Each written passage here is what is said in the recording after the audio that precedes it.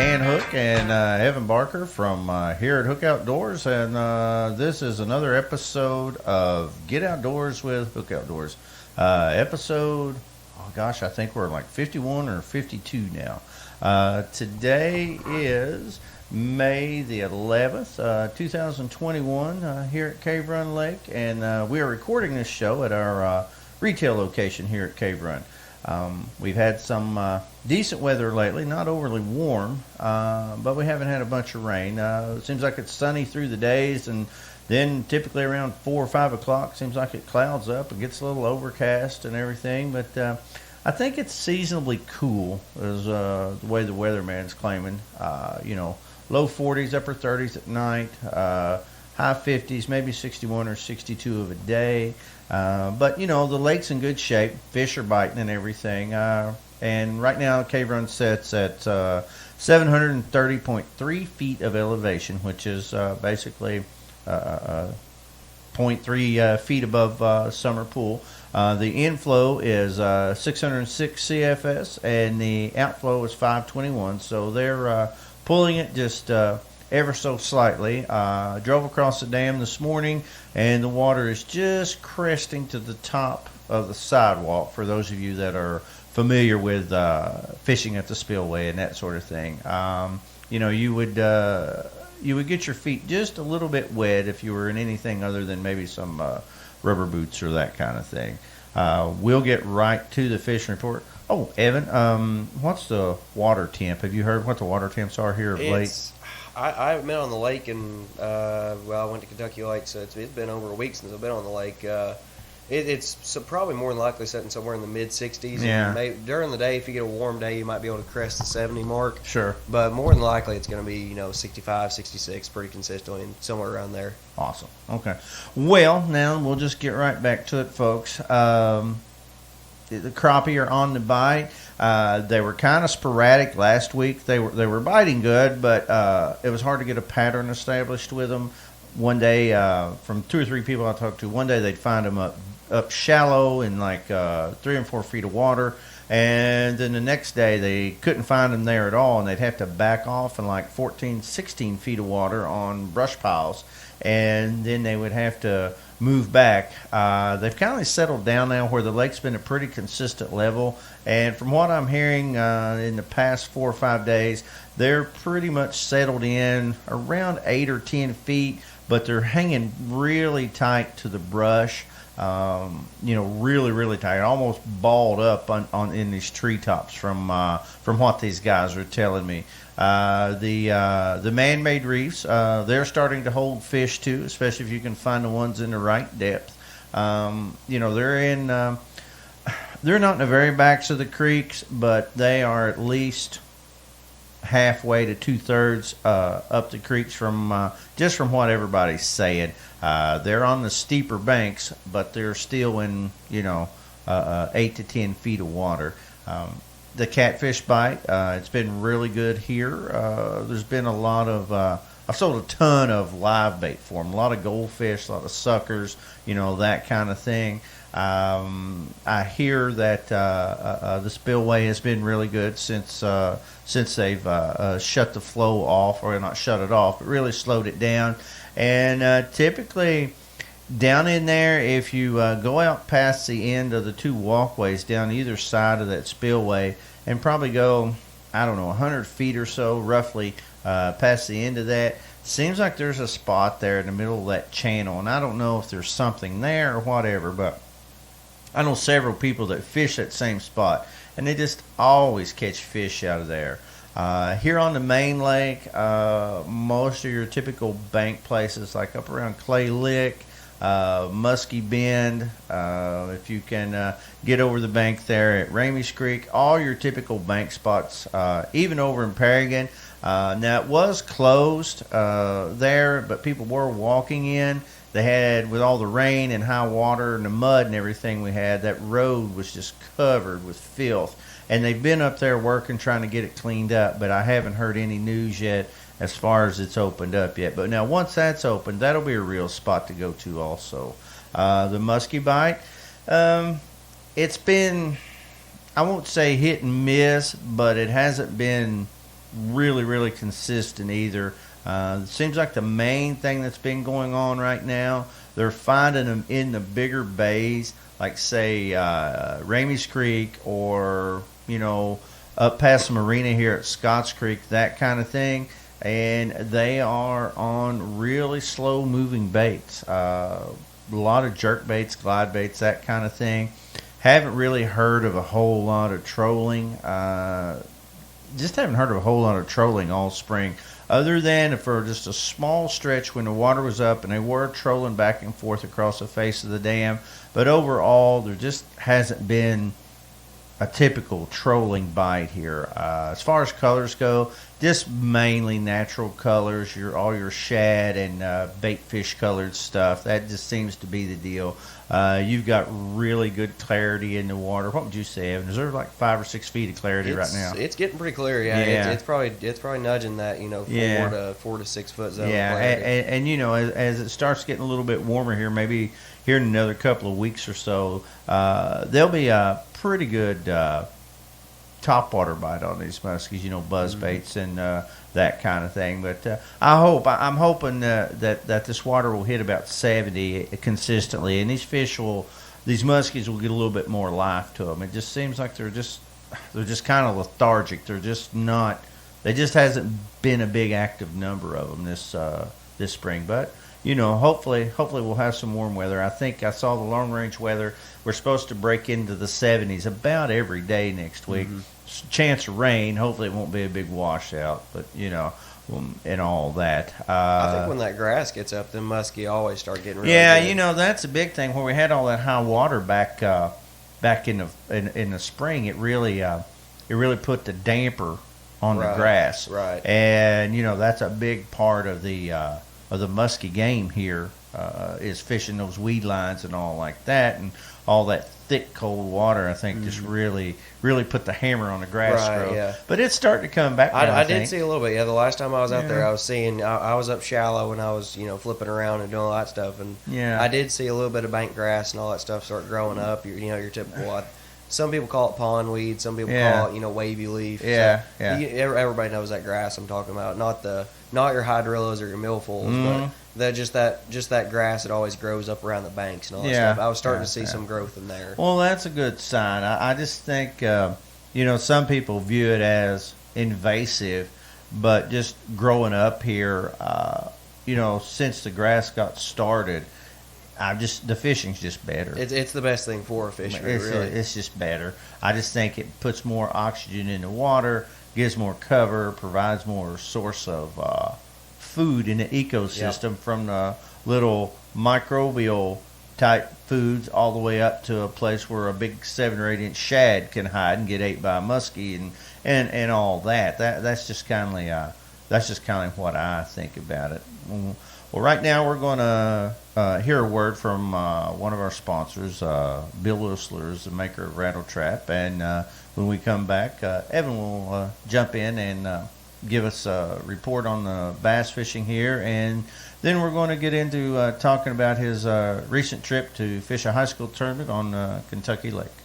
The only sound more enjoyable than the plop of your lure breaking on the surface of the water is the high-pitched squeal of your reel as you pull in your first bass of the day. To help ensure the first catch on your line is a fish, try the SB57 by Bill Lewis, the creators of Rattle Trap.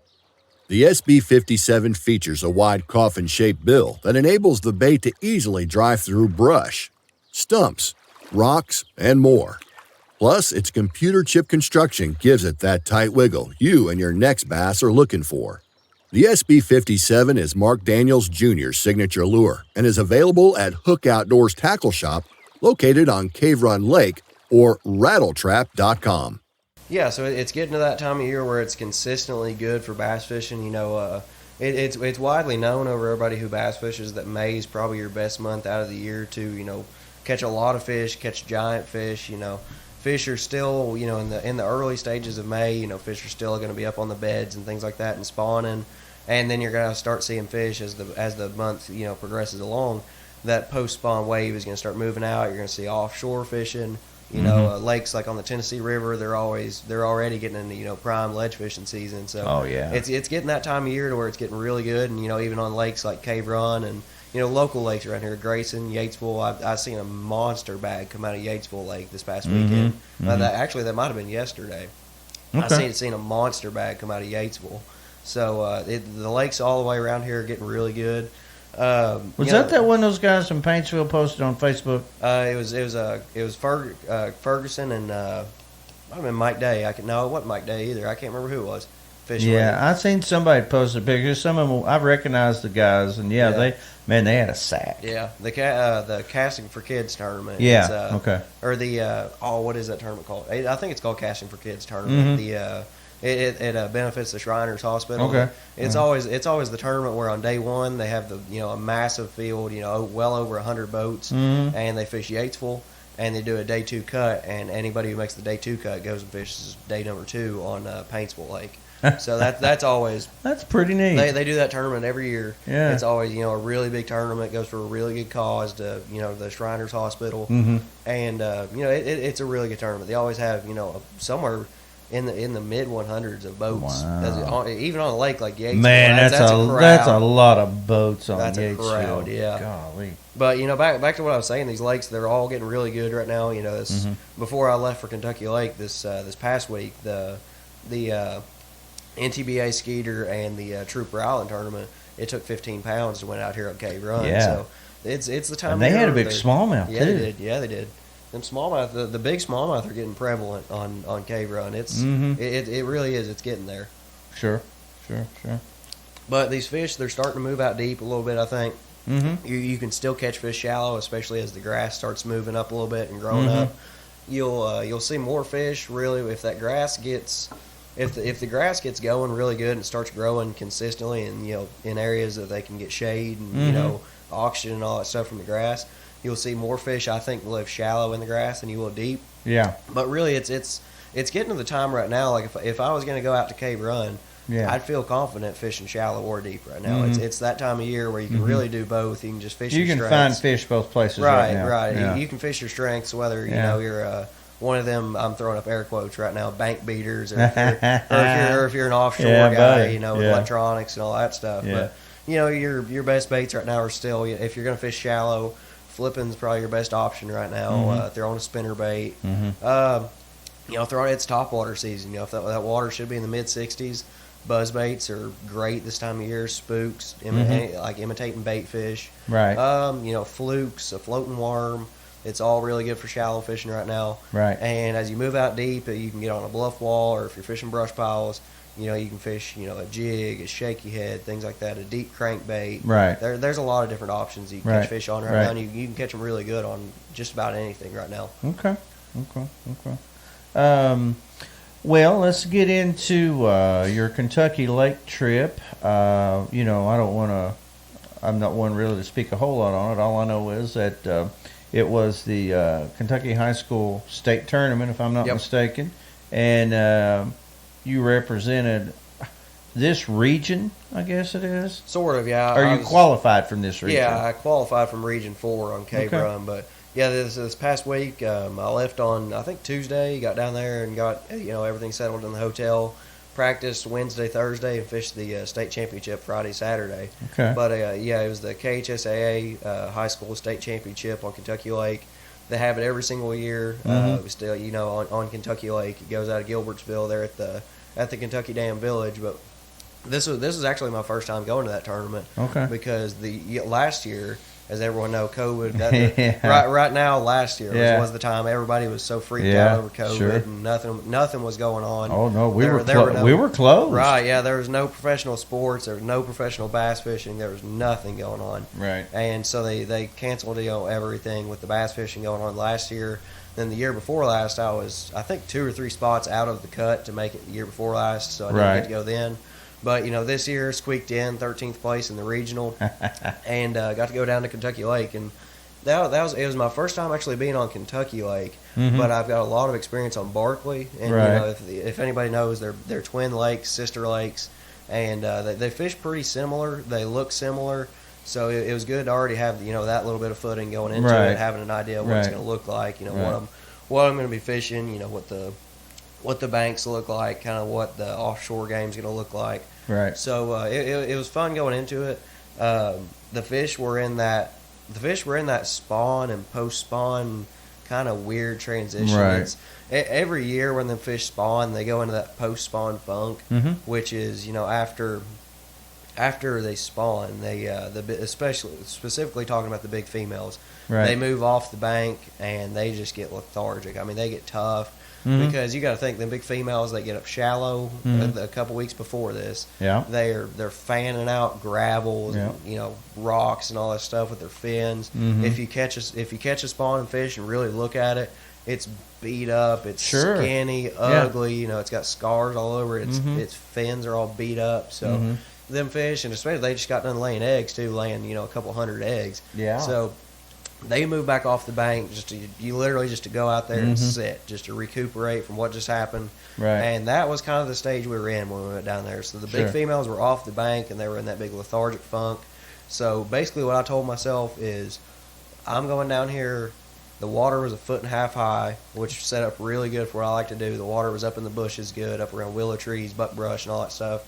So I told myself going into it, I know there's going to be a little bit of a deep bite. I know it's going to be tougher.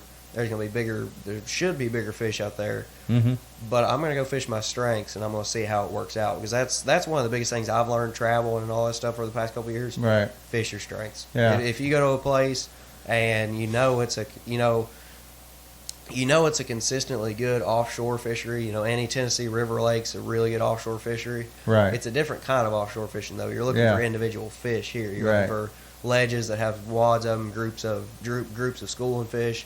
Whereas my offshore fishing that I'm used to is I'm sitting there looking at a screen, looking at a brush pile or a rock pile or something like that, just picking off individual targets. Right. Whereas this kind of fishing, it's a little bit tougher. So Yeah. I told myself, I eventually want to go down there and learn how to do that. Really tune in my ledge fishing and all that stuff. Yeah. But this week, I basically told myself I was going to fish my strengths no matter what. I was going to lock a flipping rod in my hand. Yeah. Because I knew that bite was there.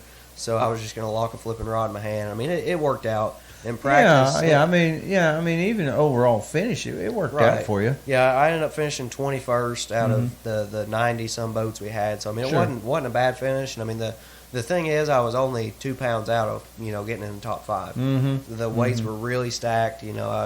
If all it was getting a 4-pound bite both days, and I'd have been right there in the top 3. So it's just one of them things. I didn't get my kicker bite either day. I had quality fish, 2 to 2.5 pounders, but I didn't have that kicker, 3.5 to 5 pounder every day, which would have set me up over the top. But can't complain with how I finished. I caught them doing what I like to do. I like flipping bushes, getting up there shallow and catching them. And it was weird. Usually if they're around bushes and all that stuff, you can still find like a squarebill bite or a chatterbait bite or something like that, especially on the Tennessee River, because the chatterbait and squarebill, it's a famous river system for just burning bank, throwing a squarebill, throwing a chatterbait, things like that. Right. But for us, anyways, I know some guys probably caught them on doing that, but for us, we just could not find that move bait bite. So I just literally, like, when I say that all I did was lock a Jinko high roller flipping rod in my hand for 2 days straight. Right. That is all I did. Okay. And I mean, even in practice, I done the same thing. I was lucky enough, and I found 3 different areas in practice that really had a good quality, good number of fish in them. And I was lucky in the tournament that somebody hadn't found those fish. Right. And for somehow, I don't know how, because my fish were in Little Bear, Big Bear, and the next creek down below Big Bear, which I can't remember the name of it. It's just a smaller creek, No Idle Creek, or a No Wait Creek. But it was kind of a lucky thing, because I found just 3 wads of fish, but they were consistently there, and there was a lot of them. Well, now they, whereas the high school tournament, you had a big area to fish in, but on the other hand, for considering the size of Barkley and Kentucky, you were pretty well restricted. I was really, yeah. In practice, I ran basically my whole area that I could in practice. On the first day, me and Dad and Gabe, we put in there at Kentucky Dam Village just kind of get a grasp of what the northern end of the lake looked like. We fished, anywhere from the dam down to about we went from the dam to about Jonathan Creek on the first day. Sure, yeah. And then we split up on the second day when Steve got there. We had 2 boats practicing. And so I went with Steve, and then Dad and Gabe still stayed together, and they fished. Basically, what they done on the second day was they kind of fine-tuned our areas we found in the northern part of the lake. If it looked at a little bit of stuff on the LBL side, messed around a little bit more, and found a couple more areas up in the northern end of the lake. Right. While me and Steve, we were rolled down with by the truck, and we put in there at Ken Lake Marina. And we ran down. Yeah, that's on the Blood River, isn't it? It's around Blood. It's right before. It's right before you get to Jonathan Creek, which Jonathan and Blood River, pretty close. So. Yeah, sure. But that second day of practice, me and Steve basically just ran the southern half of what we were able to fish, and we found areas that had them, but it just wasn't as consistent. I could basically what I found was if you pulled into an area and you got one bite, he's not the only one there. Yeah. They were grouped up, but if you pulled into an area and you didn't get a bite, in 10, 15 minutes, you might as well pull the trolling motor and go. Because what I basically seen was if I pulled up into an area and they were there, I was going to get bit pretty quick. So it was just one of those deals. I ran a lot of water in practice. Spent a lot of time on the water. I think I spent just about 24 hours in practice just in 2 days fishing in practice. And that first day we fished for 14 hours, daylight to dark. On the water at 5:30 and off at 8. So we put in a day of it. And that second day we got stormed out. Unfortunately, we only got to the map. Yeah, we only got to put in about 10 hours on the second day. From what you're saying and just from other tournaments that we've talked about they're having down there, that fishery seems to be improving. It's on the upcline. It's on the incline. I will say right here, right now, Kentucky Lake is going to come back. People have been dogging on it for the past several years, and there's good reason there for that. It's not been. People are used to Kentucky Lake in all of its glory from like 2005, 2010. Kentucky Lake was the best lake in the world in that era, and people are used to that. And they're used to, going to Kentucky Lake and just catching, giant bags of fish, and it taking 50 pounds to win 2-day tournaments down there and all that stuff. That's still there, but there's just not much of it. But from what I've seen down there in 2 days of practice and 2 days of the tournament, which I didn't catch many fish in practice. I shook off. I think I only caught 7 or 8 fish in practice, but I shook off 20, 25 a day. And then I went back and caught those same fish in the tournament. And from what I've seen, there is a ridiculous population of 13 to 16, 17-inch fish in that lake. There's I caught some good Sounds like 3.5 pounders. But there is just a ridiculous population of 13 to 17 inchers in that lake. Give it. I really do believe that if you give that lake 3 years, it will be absolutely magnificent. Did you notice the carp? Did you see enough of them, or enough of them on your electronics that you noticed them, or they're still there? Don't get me wrong, the carp are still there. They're still an issue, but it wasn't as bad as I've seen it. Really? So the last time I was on Barkley was 2019. Right. So 2 years ago, I could go on any river ledge on that lake.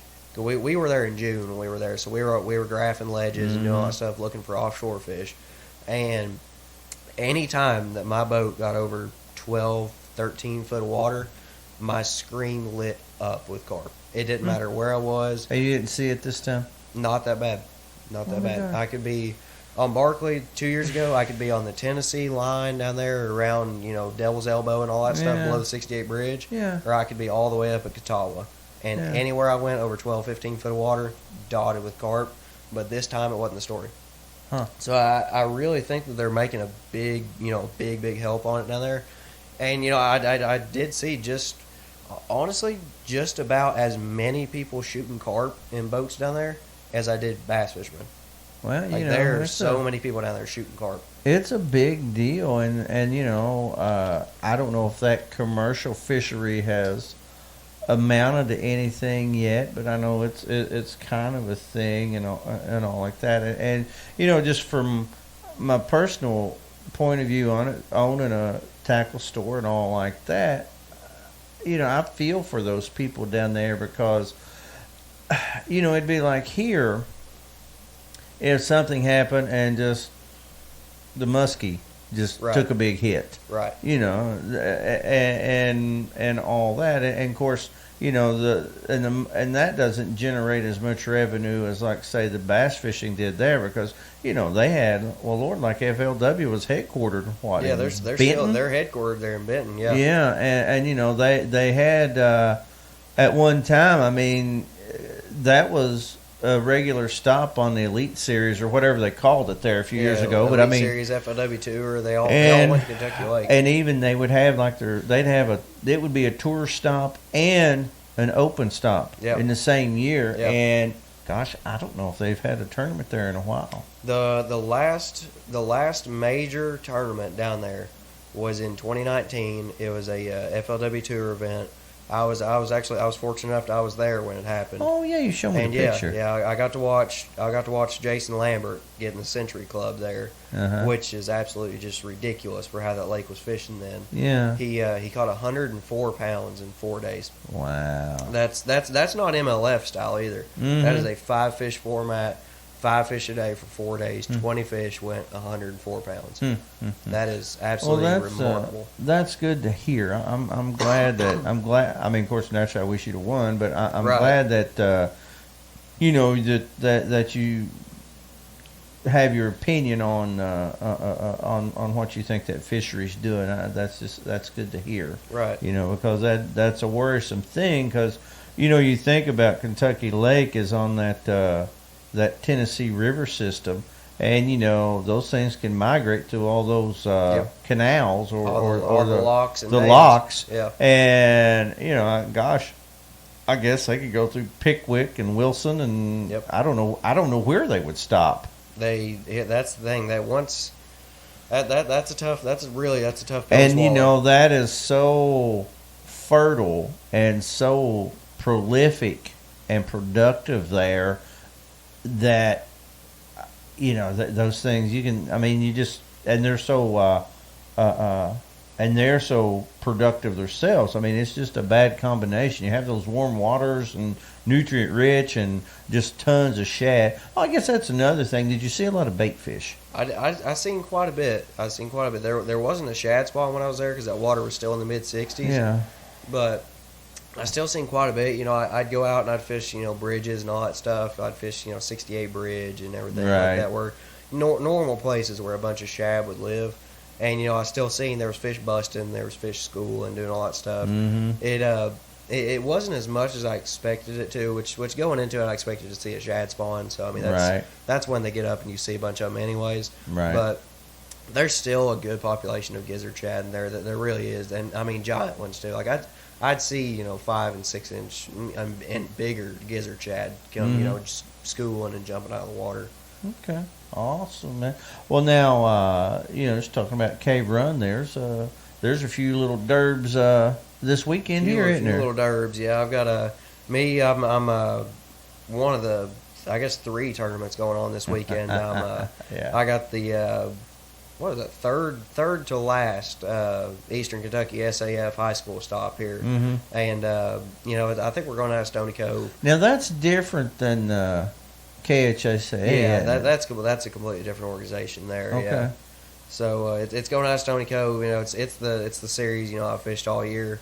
Setting second in points right now behind them, them little farts, Bailey and Adrian. But I love the competition, so we're right there neck and neck. So it's gonna be fun to finish. Now is this the same thing that you went up north for last year? Yeah.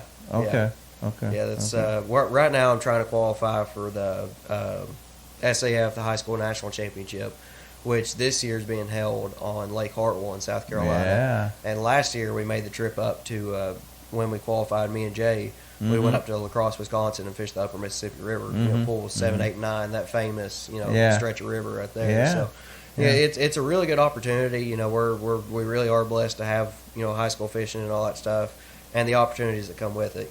Sure. There's so much involved with it, and there's so much community support and organizational support and all that stuff. Mm-hmm. It's really a great thing, and it gives us high school kids a really good opportunity. Oh yeah. So, of course, we'll save this topic for a little bit for another week or so. But I guess the big Friends of Cave Run is coming up here. It's getting there. It's kind of snuck up on me. Yeah, it's here. Yeah. That's May. And May 22nd and 23rd. Now that's a pretty big derb. I mean, that's huge. They have, and if the weather's nice and everything, gosh, that's a 100-boat field. Last year we had 131 boats in it. That was the biggest one they've ever had. So I'm expecting, somewhere it's once something like that really happens, I don't think it'll drop off that much. Sure, yeah. Because people are still in that COVID mood. They're wanting to get out. They're wanting to get out and do stuff. They want to fish tournaments and everything. Well. I know here we've had a pretty good run, and the only time it really slows down is these cold, cloudy days. But in April, those hot, pretty days we had, gosh, everybody was out. So I think people have got the itch to get out and do something. They do. Everybody likes fishing that tournament every year. It's sure. It's the most looked forward to tournament every year. Right. I mean, you've got the money and all that stuff. $10,000. That's sounds really good. And but it's just a fun tournament. It's such a good environment. Yeah. You've got Mike Combs up there on the stage. Mike does a really good job of weighing them in. Being the weighmaster in that tournament. Right. It's always fun listening to him up there just getting Rodney ready. Oh yeah. He just uses Rodney as a laughing stock, but it works. Everybody gets a kick out of it every year. So sure. But it's just a good time to go out and hang out with everybody. You get to see everybody, whether you fish against them every single week or whether that's the only time you see them all year. It's just good to see everybody. Awesome. Well, folks, that's going to wrap it up. And so, we want to wish Evan all the luck in the world this week so he can qualify and, keep his point standing and make it over to Lake Hartwell here later on this summer. But, here, we're getting some shows worked out. Like I'm working on getting Crappie Pro Chris Mann and Tom Timmerman from the Kentucky Department of Fish and Wildlife, and we're going to do a show on crappie here, hopefully in the next week or so. We're going to maybe me and Evan and some of his buddies maybe going to try to do something a little controversial here as far as the show goes. In a week or so, we're going to discuss this slot limit, the pros and cons of it, and overpopulation, and where bass anglers stand versus where the Fish and Wildlife to stand on it, and people's opinion on thinning the herd, and if you want a big bass lake, what it takes to get to that point, especially. A lake like Cave Run here, and I've got quite a few guests lined up over the next few weeks, and hopefully we'll have some decent topics and something that you can get some good info from. But the weather's starting to straighten up. The fish are biting, folks. It's time. If you can't make it to Cave Run, hit your local hole of water and do your best to try to catch a fish. If you don't fish, get out and go for a hike. Just like we say here, folks, just get outdoors with Hook Outdoors. Just get out and enjoy yourself, enjoy what we've been blessed with here, and just tune in next time, and we'll see if we can't inform and entertain you a little bit. Have a good day, folks.